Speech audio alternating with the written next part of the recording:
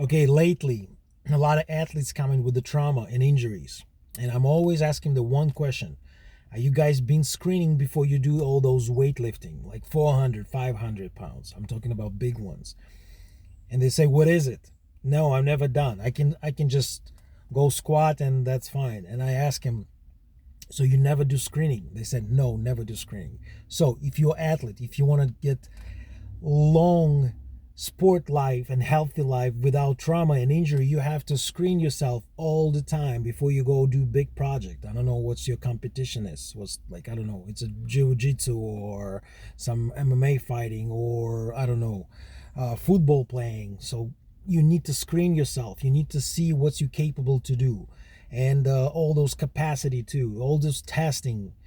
If you don't know, it's a lot of information out there online. It's some information on our website because I'm more manual therapy, but I like to sharing all those kinetic line and body screening and body assessment. This is important. I have a nice program we can use just in 4 hours to learn all that stuff.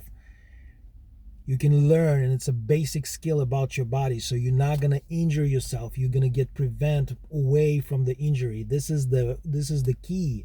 If you're young, if you keep injure yourself, or you think you're going to be recover from that, no. The most, it's a nightmare for the athletes. It's seriously injure yourself. If they know that, they have that knowledge, try to stay away from the injury. So don't be stupid. Jump in on the screening, find in your area, screen yourself, test yourself, and stay away from the injury. God bless. Stay healthy.